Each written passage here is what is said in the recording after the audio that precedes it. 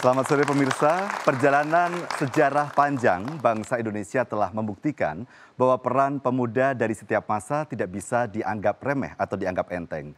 Para pemuda meninggalkan legasi atau jejak pada setiap masa untuk kemudian kita renungkan dan kita lestarikan bersama langkah-langkah strategis yang telah dilakukan. Terlebih pada saat ini ketika kita menghadapi bonus demografi. Bonus demografi adalah bagaimana kita mengukur usia produktif yang lebih banyak jumlahnya dibanding usia non-produktif. Bonus demografi tentu bukan hadiah otomatis yang muncul tiba-tiba, bahkan disebut hanya muncul satu kali dalam sejarah perjalanan bangsa.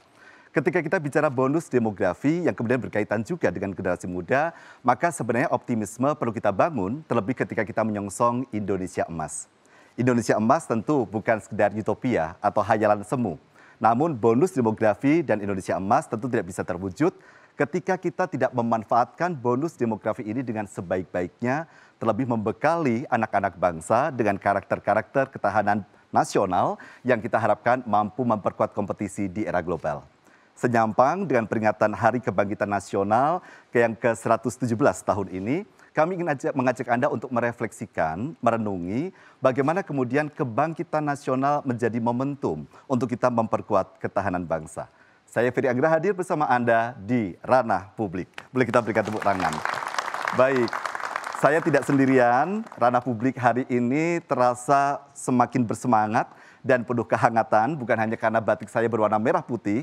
Jadi meskipun di luar hujan dan agak dingin, tapi di studio semangatnya membara. Karena kita bersama dengan para alumni PPNK, Program Pemantapan Nilai Kebangsaan Angkatan 218, Lemhanas Republik Indonesia.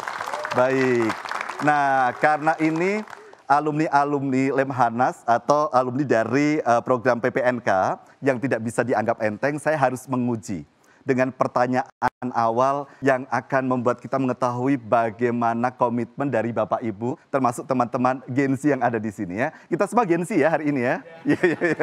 Baik, saya ke Pak ABJ Djanoko dulu, Dr. ABJ Djanoko. Kalau kebangkitan nasional di mata Pak ABJ seperti apa?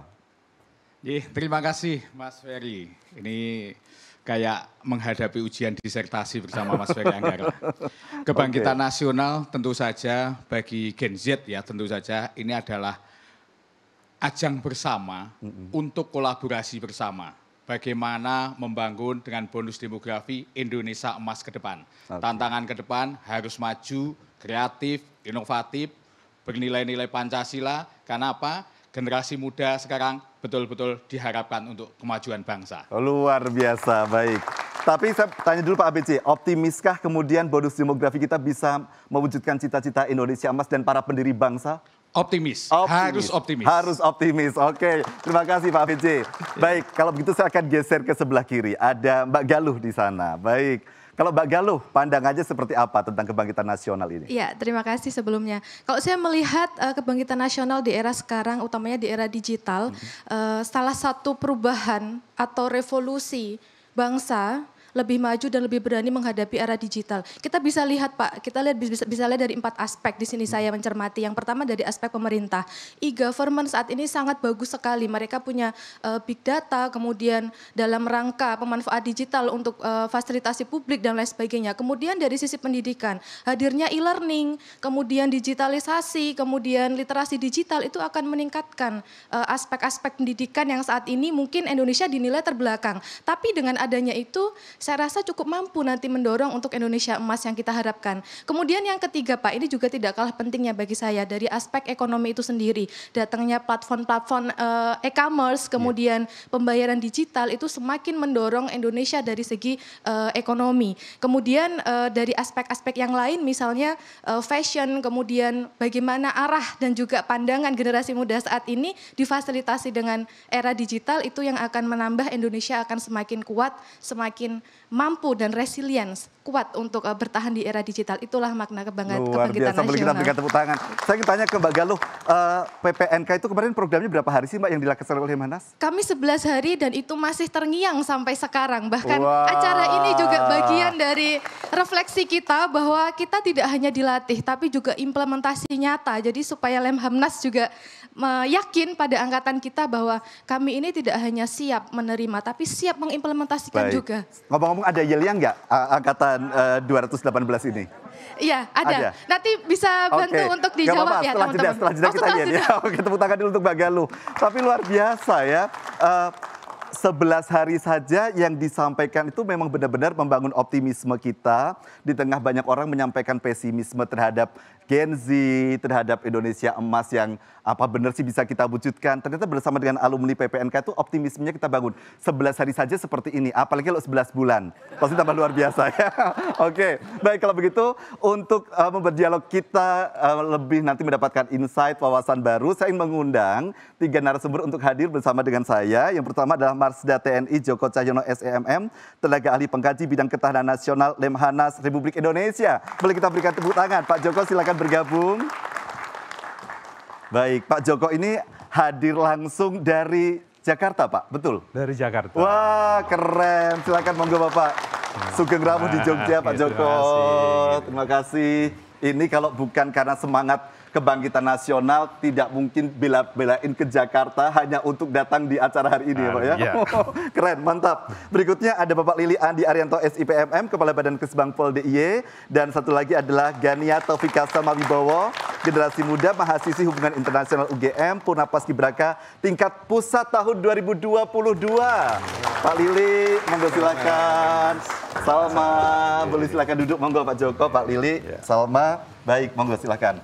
Kita tadi sudah mendengar Pak, optimismenya luar biasa gitu ya. Jadi bahwa kalau ada orang pesimis dengan bangsa Indonesia ke depan seperti apa, hari ini dalam hitungan opening saja 5 menit sudah bisa kita patahkan.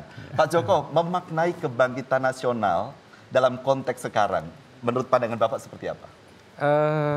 Karena ini konteksnya membahas generasi Z ya. Jadi sebenarnya momen kebangkitan nasional ini, kalau saya memaknai ini sebagai relevansi daripada nilai-nilai kebangsaan kita ya, ketahanan nasional kita, di mana generasi Z ini kan kalau kita perhatikan mereka akan menghadapi ancaman yang beda dengan zaman di era kebangkitan nasional ya. Kalau dulu kan dalam rangka menghadapi penjajah ya, jadi kebangkitan rasa kebersamaan itu melawan penjajah. Tapi kalau mereka ini dunianya justru akan berhadapan dengan karena digitalisasi proxy war ya, ancaman-ancaman yang sifatnya sudah mengarah melalui media digital. Sebagai contoh misalkan hoax ya, kemudian radikalisme sekarang penyebarannya lewat media. Itu adalah dunia yang mereka akan hadapi. Kemudian juga kalau kita lihat kan adik-adik Gen Z ini kan dunianya kan digital. Betul. Jadi individualisnya kan luar biasa. Tapi ini kan bukan suatu menjadi hambatan, yang justru ini menjadi salah satu inspirasi kolaborasi tadi yang disampaikan. Mereka itu untuk menghadapi ancaman itu bisa kemudian bergandengan tangan dengan yang lainnya untuk bagaimana nih menghadapi ancaman-ancaman yang terkait nanti bisa melemahkan ketahanan nasional bangsa kita itu. Itu saya rasa mungkin kita memaknai daripada kebangkitan nasional. Artinya ini, bahwa kita tidak bisa menafikan ada realita ancaman yang muncul, yang ancaman itu berbeda dari generasi sebelumnya. Tapi juga ada potensi dari digitalisasi saat ini. Kalau dalam pandangan Pak Joko, kekuatan Gen Z itu apa sih Pak sebenarnya? Ya, anak-anak sekarang ini kan luar biasa ya kalau saya bilang ya. Saya sendiri kan juga untuk bisa kemudian berinteraksi dengan mereka kan saya harus masuk, bahwa mereka itu tidak bisa kita pungkiri bahwa penguasaan teknologi digital mereka jauh lah kita menggunakan ketinggalan. Tapi kita sebagai orang tua kan tidak boleh kemudian harus tahu kan gitu bahwa mereka punya potensi diri yang luar biasa. Nah kalau itu kemudian mereka ini bisa kita dampingi, kita arahkan, saya yakin bonus demografi itu bisa kita raih ya. Indonesia Emas itu bisa kita wujudkan. Karena masa depan Indonesia Emas itu nanti mereka-mereka itu loh. Termasuk yang di sini Pak. Oh, cuma di sana Pak. Mas Ferry itu masuk generasi Z. Jadi adik-adik itulah nanti. Jadi kita sangat sekali mengharapkan negara ini berharap besar lah. Karena potensi dirinya adik-adik sekarang luar biasa ya. Tadi sudah disampaikan lah. Jadi bahwa dinamika perkembangan dunia sekarang udah bergeser ya gitu ya. Jadi saya rasa kita sepakat lah bahwa adik-adik Gen Z ini harus kita dorong ya, supaya nanti bonus demografi itu benar-benar bisa kita manfaatkan, Indonesia emas di 2045 itu bisa kita wujudkan. Baik. Itu mungkin dari saya. Dimana nanti saya akan perdalam lagi karena tadi kita sempat diskusi sebelum acara ini tayang Pak ya. Saya melihat memang ada insight sudut pandang Pak Joko yang sangat menarik yang ini harus disampaikan hari ini karena begini, kita ini kadang-kadang muncul yang namanya gap generation gitu. Jadi sudut pandang bahwa generasi Z seolah-olah dianggap strawberry generation, rapuh, masa depan kita ini dipertaruhkan pada Gen Z, tapi lupa bahwa generasi pendahulu juga harus punya kemampuan adaptif. Nanti saya akan tanyakan setelah saya ke Pak Lili. Pak Lili, kalau di DIY sendiri Pak, tantangan kebangsaan yang dipetakan oleh Kesbangpol apa yang kemudian bisa kita cermati dan menjadi refleksi kita hari ini?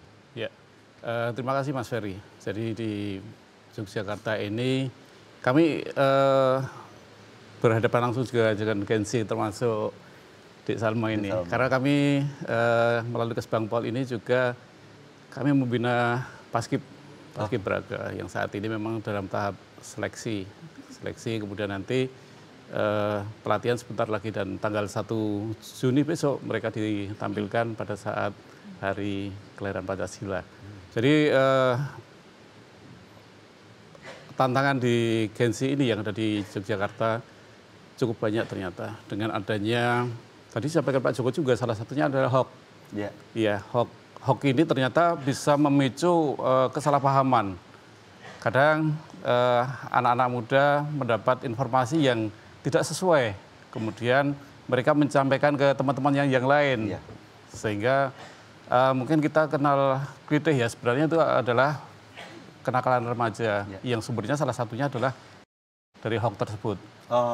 Kemudian juga nilai-nilai kebangsaan, ternyata nilai kebangsaan saat ini juga sedikit menurun dibandingkan generasi-generasi sebelumnya. Ukurannya apa Pak Lili kalau boleh tahu? Ini ada survei yang pernah dilakukan beberapa waktu yang lalu, saya lupa lembaganya. Ini muncul radikalisme. Ya, bibit radikalisme itu salah satunya adalah menurunnya nilai-nilai kebangsaan. Di Jogja ini juga ternyata sudah mulai muncul gejala-gejala tersebut. Kemudian selain itu juga yang menjadi keprihatinan kita, ternyata penyalahgunaan narkotika juga sudah muncul. Ini meskipun dimulai dengan adanya pil mungkin pil sapi ya, pil sapi ini sudah mulai dikonsumsi oleh generasi muda. Itu juga sumber informasinya juga dari gadget. Ini tentunya hal-hal seperti ini di satu sisi disampaikan Pak Joko tadi optimisme, namun di sisi yang lain ternyata menjadi tantangan buat kita. Kemudian di samping itu juga tata krama juga sebagian ya, santunan. Ini antara generasi ya, kita memang tidak bisa membandingkan generasi yang terdahulu dengan generasi sekarang. Namun kesantunan tersebut rupanya masih perlu ditingkatkan kembali. Kalau kemudian sudah mengetahui bahwa tantangannya sedemikian kompleks gitu ya Pak ya dari apa yang disampaikan dan kemudian Kesbangpol sudah mendapatkan informasinya. Kemudian apa solusi yang diambil untuk dapat melakukan bukan hanya mitigasi sebenarnya tapi kan ini sudah terjadi juga gitu Pak. Ya, di DIY ini kebetulan ada beberapa perda. Salah satunya adalah Perda 9 tahun 2024 tentang pembangunan kepemudaan. Kemudian perda yang lain adalah Perda 2 tahun 2022 tentang pendidikan Pancasila dan wawasan kebangsaan. Melalui salah satunya yang kami ampu ya, kalau yang Perda 9 tadi melalui Dinas Dikpora, kemudian kalau yang Perda 2 tahun 2022 ini kami yang mengawal. Meskipun demikian kami bersama-sama dengan Dinas Dikpora, Dinas Kebudayaan, kemudian dengan elemen yang lain pengampu perda tersebut. Di antaranya adalah Sinau Pancasila dan Bhinneka Tunggal Ika yang mungkin tadi sudah kami ngobrolkan dengan Pak Joko. Dengan Sinau Pancasila ini, Bhinneka Tunggal Ika ini harapannya dapat menumbuhkan kembali wawasan kebangsaan termasuk teman-teman ini, teman-teman alumni dari Taplai ini sudah kami ajak. Baik. Kami ajak untuk berperan sebagai narasumber. Jadi Sinau Pancasila ini dilakukan atau segmentasi untuk masyarakat umum atau ada anak sekolah, Gen Z, begitu Iya. misalnya? Jadi Sinau Pancasila, sasaran kita adalah masyarakat umum. Oke. Mulai dari pemuda, kemudian Oh, lintas usia begitu ya? betul. Kemudian ormas kepemudaan, kemudian untuk Bhinneka Tunggal Ika, ini anak-anak sekolah. Beberapa waktu yang lalu mungkin kita bersama-sama Iya, ya betul. di SMA SMA 3. 3. Ya. Ya, Demikian, baik. Mas Heri. Saya akan ke Salma. Kalau dari sudut pandang Salma, saat ini kebangkitan nasional, bagaimana Salma kemudian memaknainya sebagai generasi muda? Baik, sebelumnya terima kasih. Saya sebagai Purna Paskibraka tingkat pusat 2022, sekaligus pernah mengikuti Taplai Lemhanas juga di Jakarta 2022. Saya merasa untuk memaknai kebangkitan nasional ini tidak hanya sebatas kita tahu artinya saja, tetapi benar seperti narasumber sebelumnya telah menyampaikan bahwa memang tantangan generasi Z di era digital ini makin kompleks gitu. Tetapi kembali lagi, saya juga percaya bahwa tiap generasi itu sebenarnya punya tantangannya masing-masing. Dan tantangan itu pasti ada solusinya. Pasti ada Solusi yang solusinya. ditawarkan Salma apa? Ditahan dulu ya. Iya. Karena kita harus jeda iklan. Tetap bersama kami pemirsa di Ranah Publik. Kami akan segera kembali usai jeda berikut ini.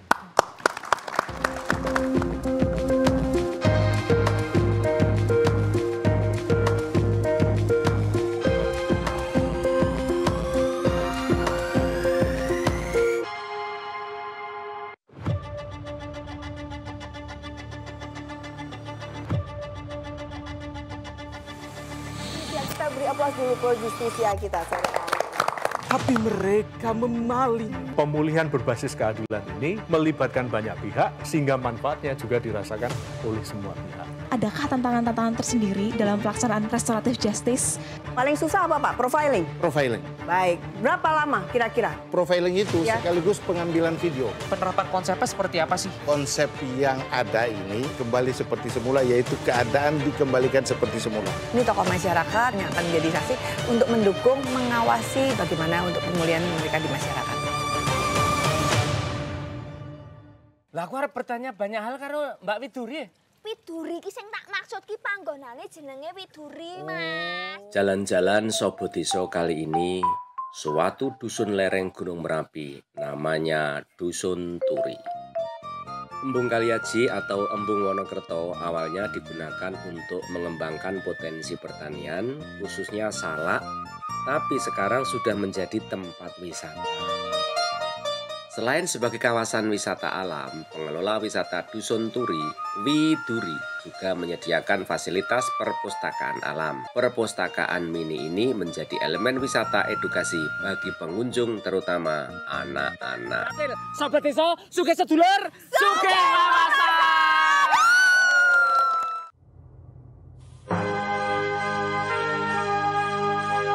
Pelatihan untuk pelatih program pemantapan nilai-nilai kebangsaan bagi dosen, guru widya suara di Provinsi Daerah Istimewa Yogyakarta tahun 2025, Lembaga Ketahanan Nasional Republik Indonesia dengan resmi saya nyatakan dibuka.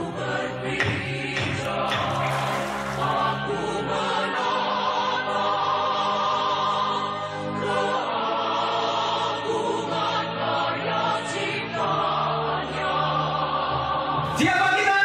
Indonesia. Indonesia. Wajib kita Ya, menurut hitungan pemerintah,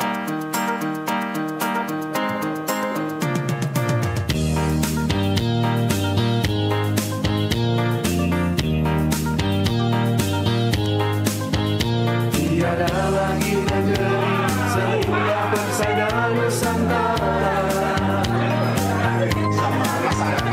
Dan juga menghijau tempat bersemayam burung marga satwa. Gunung api yang tinggi megah menambah semangat bersadaku. Lembah Ngarai dan sungai mengukir keindahan abadi. Tanah pusaka, aku pun dilahirkan di sana. Siapa kita? Pancasila, negara. Siapa kita? Indonesia. Indonesia. Hebat, wajib kita jaga. Jogja. Istimewa. NKRI. Harga mati. Semangat kita. Bineka Tunggal Ika. Jogja, ya. Tapi pakaiannya tidak istimewa. Terbit matahari, pagi penuh harapan. Indonesia bersinar dengan kekuatan. Kita bangun negeri dengan kerja keras.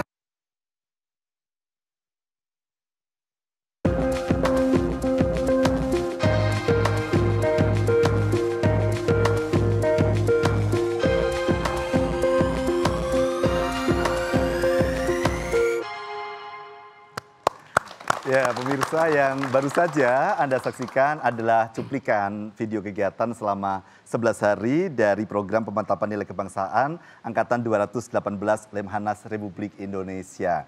Jadi kalau tadi kita lihat cuplikannya saja ternyata tidak sepaneng gitu ya Pak ya. Jadi ternyata ngomongin kebangsaan itu bisa fun, bisa joget-joget, ada diskusi kelompok gitu ya. Nah tadi kan di video ada yel-nya. Sekarang saya mau nantang nih Bapak Ibu, siap nggak untuk yel di sini nih? Siap. Oh baik, coba kita lihat yel-nya seperti apa. Oke, siap Mas Ferry. Ya kawan-kawan, siap untuk menjawab yel-yel dari kami ya? Siap. Siapa kita? Indonesia. Indonesia. Hebat, wajib kita jaga. Jogja. Istimewa. Luar biasa. Begitu Mas Ferry. Seru ya, terima kasih Bapak Ibu semuanya, Pak BJ terima kasih sudah memimpin. Nanti saya persilakan juga kalau ada yang bertanya terkait dengan topik ini atau yang berpendapat. Nah saya akan ke tadi Salma lagi. Jadi Salma tadi melihat memang ada tantangan ya kalau kita bicara digitalisasi di era digital bahwa kemudian muncul juga ada hoax, kemudian ada barangkali nilai-nilai ideologi lain yang kemudian muncul di media sosial dan sebagainya. Tapi juga ada peluang di situ. Salma melihatnya bagaimana? Peluang apa yang bisa kita maksimalkan? Ya, jadi sebenarnya untuk menjawab tantangan, kita pasti punya peluang ya Mas ya. Untuk peluang sendiri, kita tahu bahwa memang generasi Z itu mempunyai daya kritis dan tingkat kreativitas yang secara data juga dibuktikan lebih jauh dan lebih baik daripada generasi-generasi sebelumnya. Nah, di sini bisa kita lihat bahwa sebenarnya memang generasi Z itu deserves untuk mendapatkan tantangan besar seperti digitalisasi, polarisasi politik, kemudian hoax yang mudah sekali tersebar di media digital, di media sosial. Jadi saya rasa dengan potensi yang dimiliki oleh generasi Z, kalau dibina dengan baik dan mendapatkan pendampingan juga dari generasi-generasi sebelumnya, ini yang akan menjadi potensi besar Indonesia Emas 2045 gitu. Jadi kata kunci tadi dibina dengan baik dari generasi-generasi sebelumnya ya. Jadi mohon maaf di sini satu generasi dengan Salma semua. Jadi ya, ini pesan untuk yang menonton di rumah ya. Baik, oke. Salma jadi memang ada sebuah potensi besar. Tapi sebagai Gen Z sendiri ada beban nggak sih gitu ketika kemudian orang ini apa-apa kan sekarang tuh Gen Z gitu, Gen Z gitu. Semua dikaitkan dengan Gen Z, terus dilabeli lagi dengan Strawberry Generation katanya cantik, bentuknya bagus, tapi kalau dipencet peyok gitu. Nah, Salma merasa stereotip itu mengganggu nggak atau faktanya memang ada kondisi demikian juga gitu? Iya, jadi untuk menanggapi stereotip seperti ini, saya rasa saya sebagai generasi Z mungkin sedikit terganggu. Tapi sebagai generasi Z sendiri juga memang harus sadar sebenarnya mengapa kita bisa mendapat labeling seperti ini. Pasti ada akar-akarnya dan akar-akar ini yang harus kita selesaikan bersama-sama, berkolaborasi dengan Gen Z lainnya.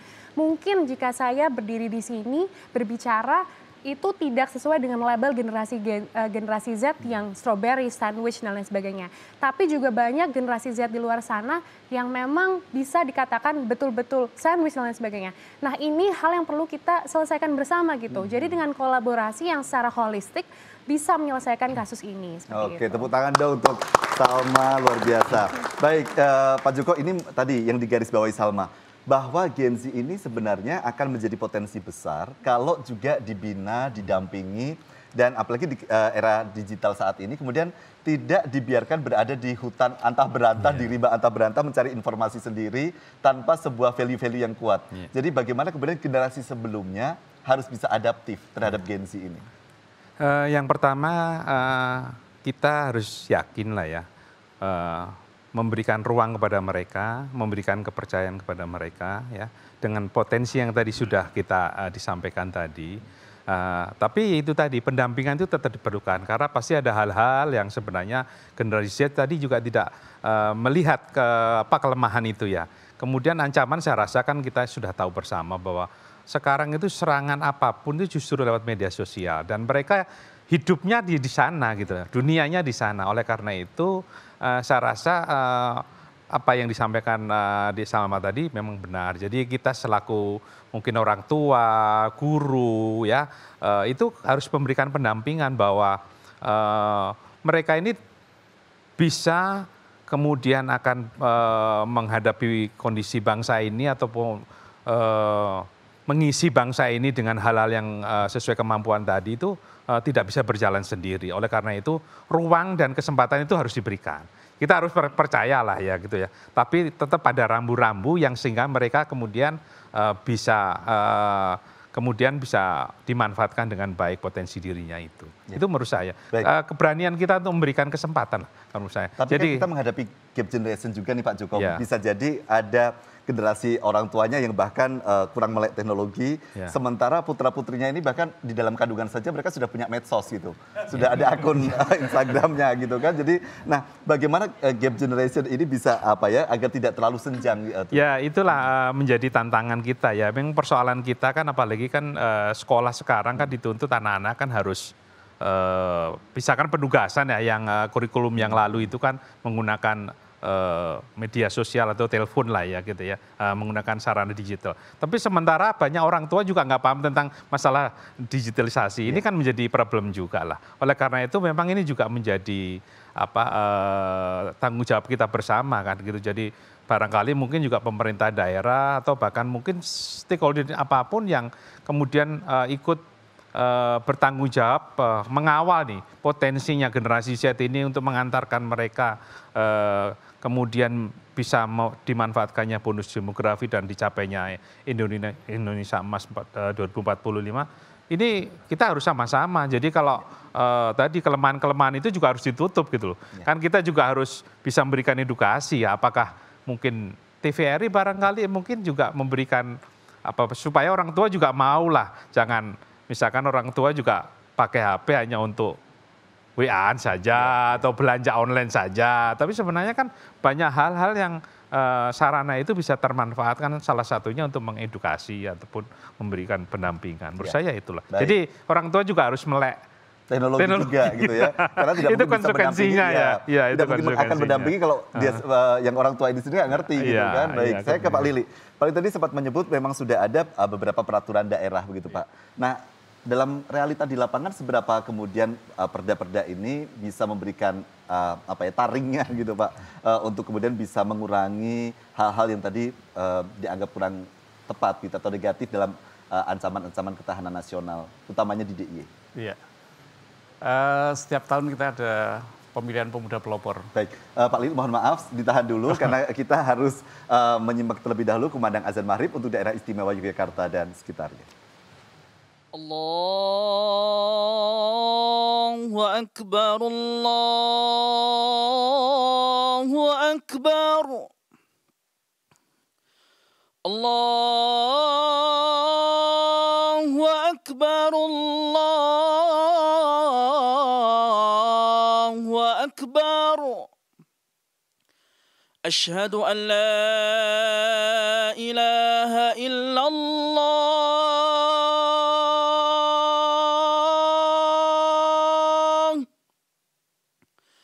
أشهد أن لا إله إلا الله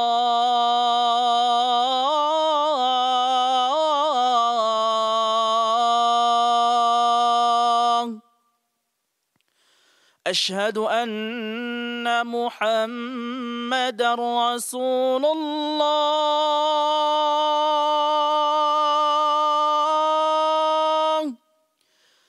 Asyhadu anna Muhammadar Rasulullah.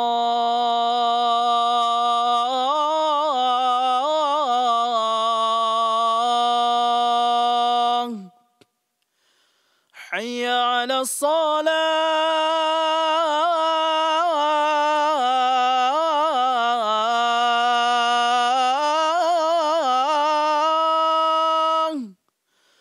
Hayya 'ala salah.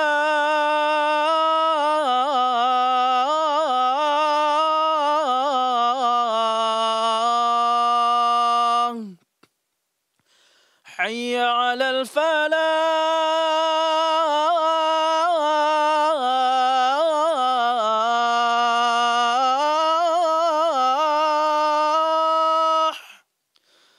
Hayya 'alal falah.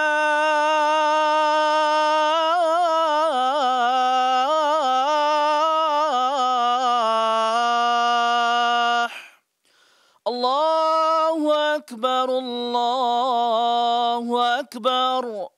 La ilaha illallah.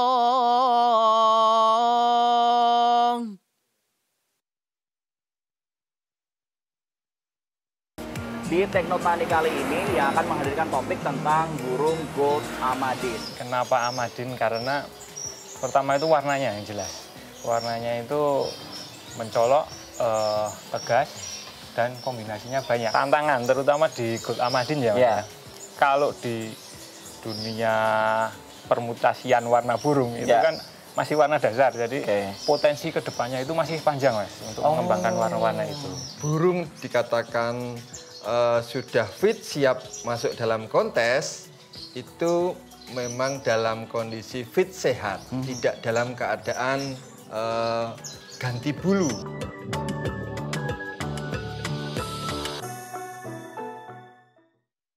Sumur pusaka mosok asat toh?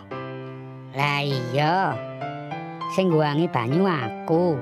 Kok sing asat sumure dadi kabeh sak desa. Ngombe nganggo botol alias gendul ki ketok gaya sih. Iya ya Pak nih ya. Nek dihitung-hitung yo akeh Pak nih. Zaman saiki ki banyuwe larang.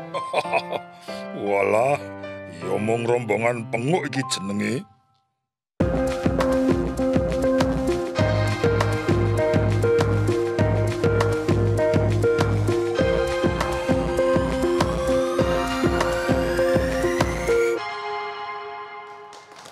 Ya, terima kasih Anda masih bersama kami di Ranah Publik. Saya kembali ke Pak Lili, tadi sempat terputus disebutkan bahwa memang ada program-program yang dilakukan oleh pemerintah daerah istimewa Yogyakarta. Salah satunya ada Pemuda Pelopor.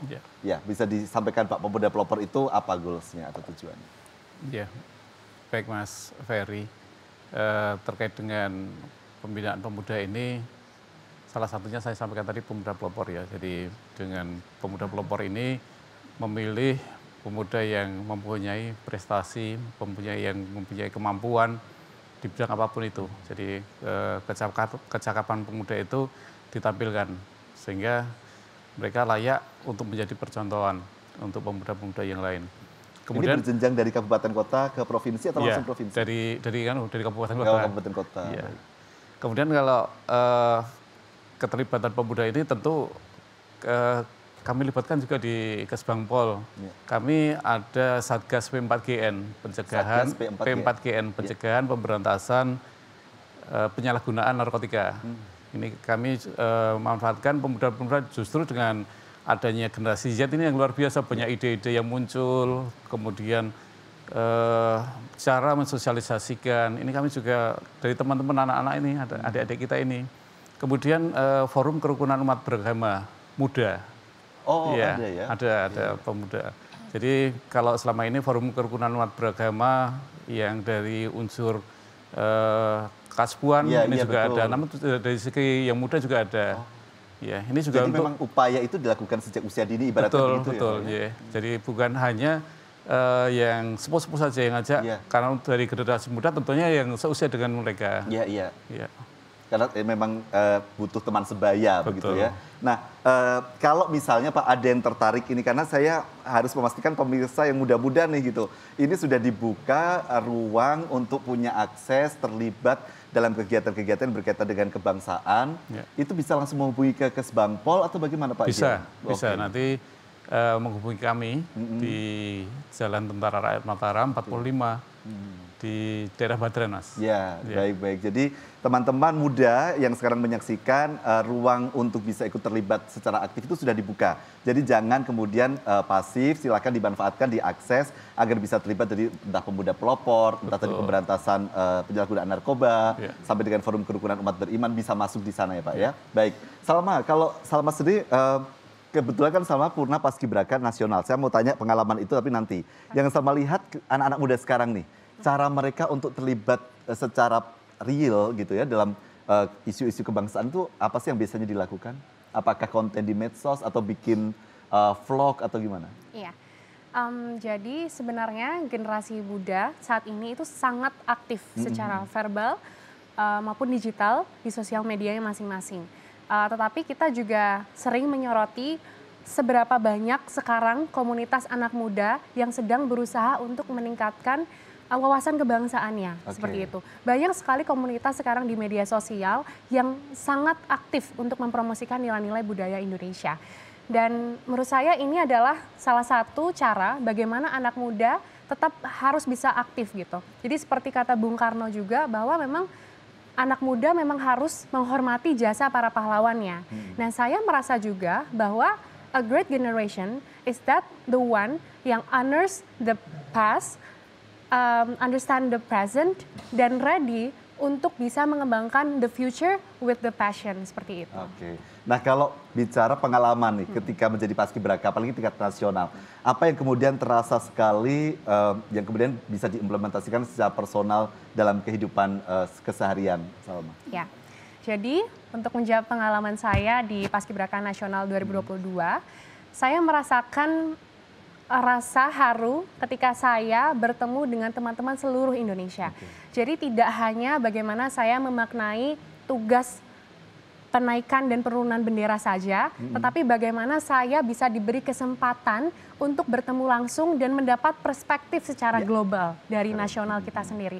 Dan kebetulan juga saya merasa bahwa perempuan generasi muda dari Yogyakarta juga bisa untuk membawa perubahan. Contohnya sendiri ketika di Taplai Lemhanas 2022, saya kebetulan yang menjadi ketua angkatan di Paskibraka Nasional. Dan ini saya membuktikan bahwa sebenarnya generasi muda dan narasi subordinatif perempuan yang lebih rendah daripada laki-laki dan sebagainya bisa kita angkat bersama-sama. Dengan bahwa kita generasi muda itu sangat aktif dalam menyuarakan kesetaraan dan lain sebagainya. Jadi yang saya maksudkan di sini adalah bahwa generasi muda itu sebenarnya sangat peka loh dan sangat aktif menyuarakan nilai-nilai yang selama ini kita concern tentang generasi muda. Dan isu-isu yang konstruktif gitu ya, gagasan konstruktif. Boleh tepuk tangan dong untuk Salma. Saya menggarisbawahi dua hal tadi ya. Yang pertama adalah ketika kita tidak bisa mengabaikan bahwa dunia maya itu dekat dengan kita dan banyak konten yang negatif, maka yang kita harus lakukan adalah membanjiri kanal-kanal saluran-saluran itu dengan konten-konten positif, konten-konten kebangsaan untuk melawan konten-konten yang negatif. Yang kedua adalah tadi bahwa kita masyarakat majemuk, maka yuk kita bangun bergaul dengan lintas suku, agama, bangsa agar kita mendapatkan insight perspektif yang berbeda-beda dan bisa saling menghargai, bertoleransi gitu ya. Oke, baik. Sekarang saya akan memberikan kesempatan untuk Bapak Ibu, silakan yang ingin bertanya. Oke, baik, silakan Bapak. Baik, perkenalkan nama saya Ahmad Zuhri. Sebelum bertanya izinkan saya berpantun dulu. Boleh pakai cakep nggak nih Pak? Boleh, boleh. Ya. Ke gunung datang mendaki. Cakep. Ke lembah turun berlari. Cakep. Diskusi hari ini penuh arti. Semoga ridho ilahi menyertai. Amin. Dan untuk para narasumber memakai baju batik lengkap dengan setelan hitam dikenakannya. Paparan yang sungguh apik, izinkan saya untuk bertanya. Silahkan. Jadi akhir-akhir ini kan kita juga melihat ada isu yang cukup signifikan di kalangan Gen Z, yaitu terkait kesehatan mental. Nah, menurut pandangan para narasumber, bagaimana mestinya kita meresiliensikan bagaimana kalangan pemuda ini biar mentalnya itu bisa terjaga gitu ya. Karena kita melihat di beberapa DIY juga ada beberapa kasus pemuda-pemuda kita pelajar bahkan bunuh diri ya. Nah ini mungkin karena ada sesuatu hal yang menurut pandangan para narasumber itu seperti apa mestinya generasi muda kita ini dalam membangun ketahanan gitu. Baik. Terima kasih. Ya, terima kasih. Jadi bukan hanya ketahanan nasional tapi juga ketahanan mentalnya gitu ya untuk menuju ketahanan nasional. Pak Joko silakan. Terima kasih Mas Ahmad. Iya, Mas. Saya rasa ya penanaman masalah mental ini kan bisa dibentuk ya banyak yang bisa dilakukan ya. Yang pertama barangkali mungkin adik-adik ini kan bisa diberikan pelatihan ataupun diberikan pelatihan yang sifatnya semacam ujian mental ya, artinya diberikan semacam pembelajaran bagaimana di persoalan-persoalan itu rumit ya. Tapi sebenarnya ada jalan keluarnya. Problem solving gitu ya. Jadi berikan problem solving. Tentunya ini kan tergantung konteksnya ya. Kalau itu mungkin di lingkungan sekolah barangkali mungkin kaitannya juga masih dengan persoalan-persoalan mungkin di dalam menyelesaikan tugas. Kalau di dalam kehidupan sehari-hari barangkali dalam pergaulan sosial. Jadi konteks problem solving yang bisa diberikan kepada mereka ini disesuaikan dengan konteksnya. Tapi ini perlu juga karena kalau tidak mereka begitu tidak memahami bahwa ada persoalan-persoalan dalam kehidupan mereka itu sebenarnya semua ada solusinya, ada jalan keluarnya. Sehingga kalau itu tidak dia dapatkan, salah satu tadi mereka akan menyudahi dirinya bahwa mereka yang mendapatkan persoalan dia berpikirnya sempit. Ini udah nggak ada jalan keluar lagi. Padahal di dunia di dalam kehidupan itu tidak ada persoalan serumit apapun yang tidak ada penyelesaiannya. Ini memang menjadi hal yang menarik juga ya. Jadi tanpa mereka diberikan pelatihan ataupun pembekalan, ya sebenarnya mungkin di rumah saja lah. Mungkin kadang-kadang kan kita kan anak-anak itu tidak diberikan kesempatan ada persoalan-persoalan di rumah. Contohnya misalkan kalau orang tuanya setrikanya rusak, coba kamu perbaikin. Itu mungkin kan sulit, tapi kan kalau itu tidak diberikan kan juga wah sulit kan gitu. Tapi padahal mudah atau hal-hal lain lah yang itu yang sifatnya hal yang seperti itu menurut saya itu menjadi satu cara untuk kita memberikan pelatihan mereka supaya mereka belajar tangguh gitu Pak. Iya, tangguh, jadi menyelesaikan persoalan dari hal yang kecil bahkan mungkin sampai yang paling berat pun diberikan itu. Kalau tanpa itu ya pasti akan terjadi. Akan gampang menjadi pribadi yang rapuh. Cuman kan memang sekarang persoalannya itu kan orang tua itu kan cenderung tidak memberikan ini ya. Ya namanya orang tua kan pasti pingin jangan sampai anaknya menderita. Anak-anaknya menderita ya. Padahal itu juga tidak bagus juga itu dimanjakan dan lain sebagainya. Tapi kan kadang-kadang kita perlu menguji juga ya. Menguji apakah disuruh berhadapan dengan orang yang dia. Jadi banyak cara sebenarnya bisa dilakukan. Jadi artinya memang semua itu juga bisa dimulai dari keluarga, dari rumah gitu ya Pak ya. Kalau Salma, bagaimana sebagai anak muda nih menjaga kesehatan mental? Karena kan ketika di medsos ada orang tiba-tiba mencapai sesuatu, liburan kemana, tiba-tiba nanti anak-anak muda itu suka galau gitu kan. Bahkan posting di Instagram yang nge-like sedikit saja putus asa gitu kan. Nah, gimana tuh cara menjaga kesehatan mental kalau Salma? Iya. Jadi menurut saya, terima kasih Mas pertanyaannya. Menurut saya sebenarnya ini berangkat dari konstruksi sosial dulu awalnya. Jadi bagaimana memang Gen Z itu sering dinarasikan sebagai generasi yang rapuh, generasi yang rentan. Kena omel dikit, nangis. Kena hate speech di sosial media sedikit, deaktif Instagram. Jadi ini sebenarnya fenomena-fenomena sosial yang awalnya itu berangkat memang dari konstruksi sosial satu, dan yang kedua memang seperti ini realita digital sekarang. Nah, solusi dari saya adalah mungkin kita bisa bersama-sama berkolaborasi untuk bisa kita memberikan pendidikan gitu secara holistik bagi generasi muda. Yang saya sempat sampaikan di awal bahwa memang perlu adanya pendampingan yang terus-menerus dari generasi sebelumnya. Nah, ini balik lagi di sini bukan berarti saya bermaksud bahwa generasi muda selalu harus mendapatkan pendampingan, tetapi justru ini memang masalahnya lebih kompleks gitu dari generasi sebelumnya, di mana memang era digital ini sungguh menjadi tantangan yang harus kita selesaikan bersama. Kita berhadapan dengan musuh yang nggak kelihatan gitu ya. Betul sekali. Tapi yang kemudian dirusak pola pikir kita, nilai-nilai yang kita literasi pegang. Literasi digital itu penting. Literasi digital ya Pak. Baik, jadi itu yang kemudian, nah ini saya ke Pak Lili. Karena Jogja itu kan pusat budaya Pak. Ada nggak sih sebuah program atau konsep, nanti Pak ABJ bisa menjelaskan juga sharing sebagai ahli budaya nih gitu. Kesehatan mental yang berakar pada nilai-nilai atau kearifan lokal gitu. Misalnya apakah mungkin ada metode-metode khusus pembelajaran di sekolah begitu? Ya mungkin kalau yang lebih spesifik di dinas kebudayaan ya. Namun seringkali Karsa Dalam menyampaikan filosofi Hamemayu Hayuneng Bawono. Kita memperindah alam yang sudah indah ini. Jadi alam yang sudah indah ini kita rawat dengan sebaik-baiknya. Dengan contoh yang nyata, kalau anak-anak muda seperti ya yang ada sekarang ini di sekolah kan sering kadang ada generasi yang suka graffiti, tapi salah tempat.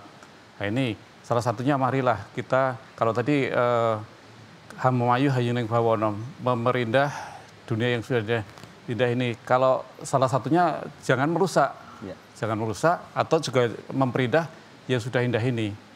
Kalau tidak perlu coret-coret ya dilukis yang indah-indah aja di tempat yang sudah ditentukan. Baik, artinya memang ada pitutur-pitutur luhur, nilai-nilai kearifan lokal itu yang sebenarnya ketika dimaknai dalam menjadi refleksi kita itu bisa menjadi bagian untuk menjaga kesehatan mental ya. Kita akan jeda terlebih dahulu, pemirsa tetap bersama kami di Ranah Publik. Kami akan kembali usai yang berikut ini.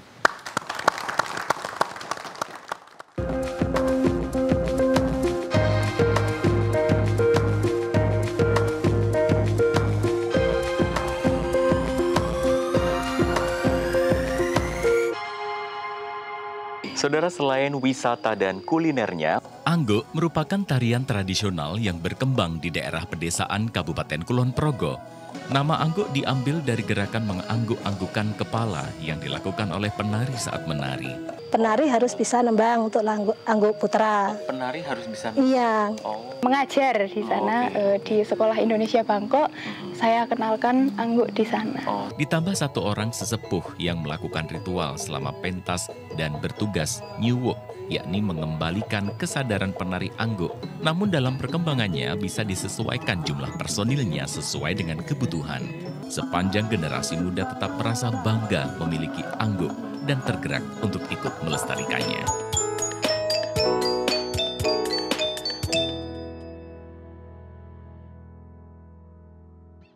Hidung ini tahu ya Dok, kualitas udara kita ini sedang baik atau tidak baik itu dia bisa tahu ya Dok ya? Iya, karena hidung di sini sebagai pintu masuk awal ya. Udara itu masuk sebelum dia nanti sampai ke paru-paru. Terus fungsi lain ya selain membau, melembabkan tadi, menyaring udara, ini di rongga hidung ini juga dia sebagai resonator. Jadi memang ada beberapa hal yang perlu kita waspadai ya, yang ada di luar diri kita. Jadi yang masuk ternyata ada udara, suhu, dan juga ada juga dari makanan, debu, juga hal-hal yang perlu kita waspadai. Self-defense atau pertahanan diri penting untuk dikuasai karena dapat melindungi diri dari kekerasan, penindasan, dan bullying. Bullying merupakan suatu tindakan menindas yang dilakukan oleh orang yang merasa memiliki kuasa atau dominan. Orang tua bisa mulai dengan meningkatkan rasa kepercayaan diri mereka. Self-defense tidak semuanya harus dalam bentuk kekerasan. Ketika ada orang menyerang, baru kita bisa lakukan teknik bela diri. Jadi kalau nggak ada yang menyerang, kita nggak bisa lakukan teknik bela diri. Dan ini semua adalah materi-materi rangkuman dari bela diri Jepang yang ada di Shinsei Daikan seperti Aikido, Karate, dan berbagai macam.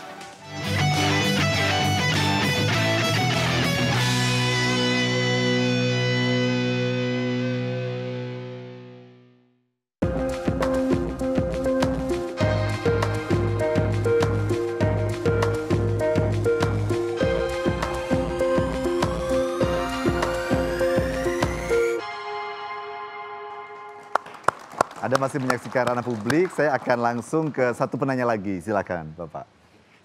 Assalamualaikum warahmatullahi wabarakatuh. Perkenalkan, nama saya Ahmad Denny. Dari tadi saya mikir pertanyaan apa, karena sudah luar biasa materinya saya dapat. Tapi saya terus berpikir ke para narasumber, ada fenomena di Gen Z ini, banyak yang mengundurkan diri dari CPNS. Ada juga perusahaan yang memecat, mem-PHK Gen Z. Kira-kira menurut Pak Marsda, Pak Joko, apa penyebabnya dan bagaimana solusinya? Yang kedua mungkin mewakili generasi Z, Mbak Salma, apakah aplikasi AI Gemini atau ChatGPT itu bermanfaat? Khawatirnya saya bisa membuat seperti itu. Nanti jawabannya bisa saya ngaco-ngacoin gitu. Terima kasih. Oke. Wassalamualaikum warahmatullahi wabarakatuh. Waalaikumsalam, terima kasih. Tapi jawaban Salma tadi bukan pakai ChatGPT kan ya? Ya baik, silakan Pak Joko. Ya, terima kasih. Pertanyaannya luar biasa ya.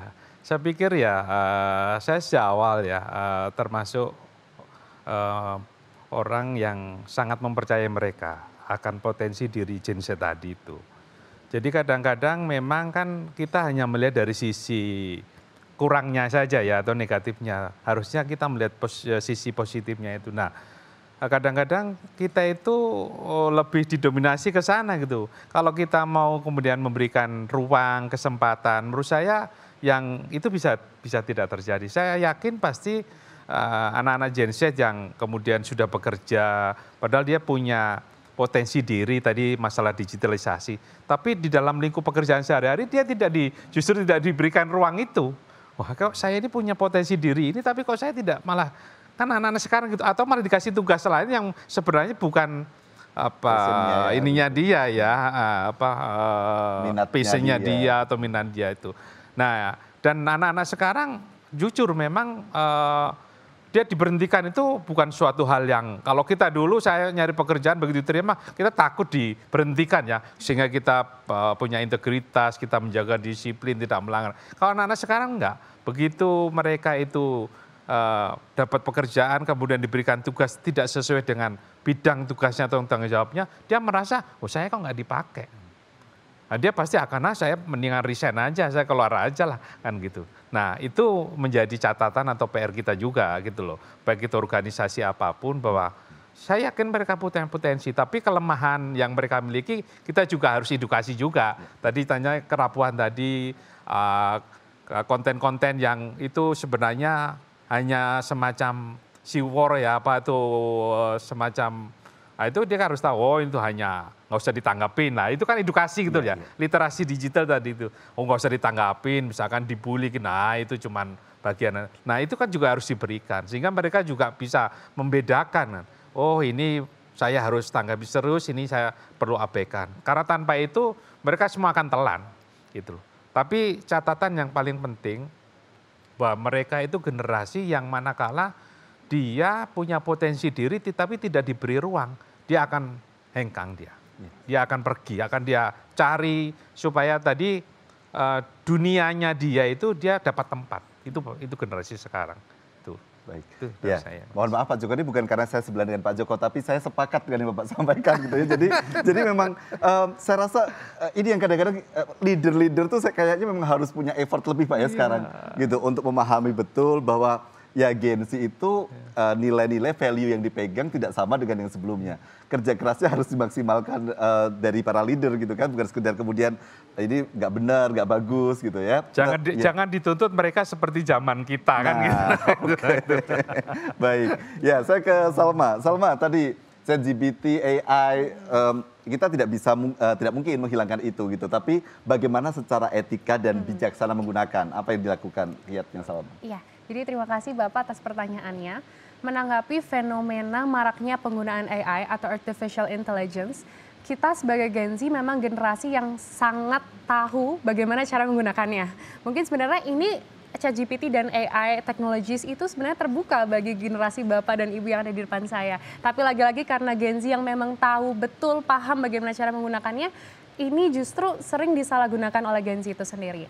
Tetapi cara menanggulanginya adalah dengan cara memang kita saring sebelum sharing gitu. Jadi memang ChatGPT ini kita gunakan sebagai tools atau alat untuk bisa kita memetakan apa yang sedang ada dalam pola pikir kita sebagai Gen Z. Tetapi bukan berarti dengan adanya ChatGPT, Gemini dan lain sebagainya itu membuat kita menjadi memudahkan daya pikir kita gitu. Justru kita yang kritis ini jangan sampai mau kalah sama yang namanya AI. Karena takutnya ketika kita ketergantungan menggunakan AI, lalu apa-apa kita akan menggunakan AI terus Kak gitu. Jadi kita daya kritis kita ini tidak terpacu lagi tidak gitu. Terlatih juga, Takutnya tidak terlatih, ya. tidak terasa.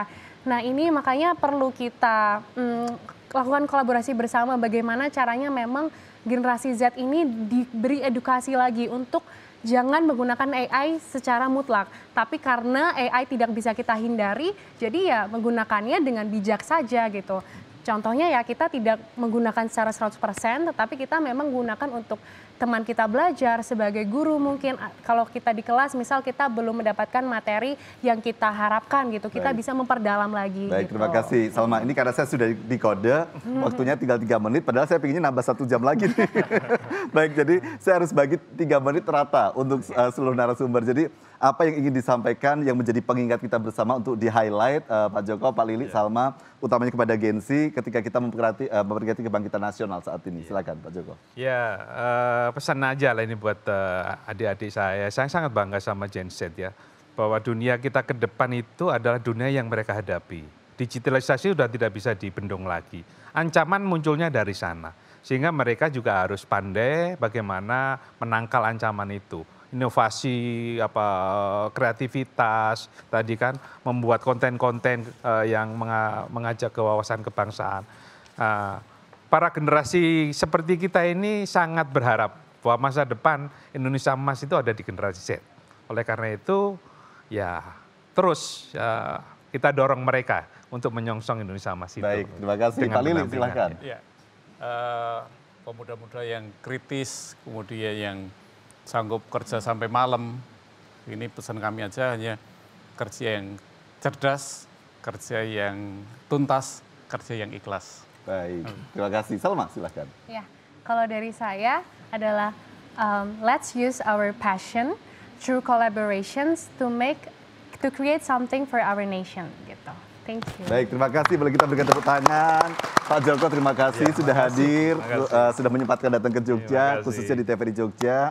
Pak Lili, terima kasih. Salma juga terima kasih. Dan juga untuk Bapak Ibu semuanya, alumni PPNK, Program Pemantapan Nilai Kebangsaan Angkatan 218, Lemhanas Republik Indonesia. Terima kasih sudah hadir dan terima kasih sudah menjadi bagian untuk kita menumbuhkan optimisme dan semangat kita bersama. Jadi kalau kita melihat kembali bahwa semangat di Hari Kebangkitan Nasional 2025 ini adalah bangkit bersama, wujudkan Indonesia kuat.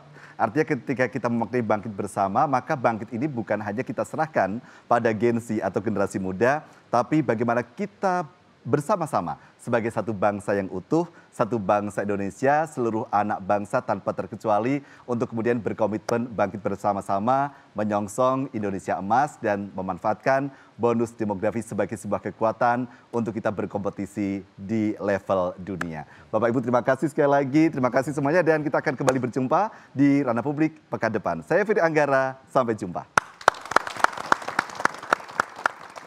Terima kasih.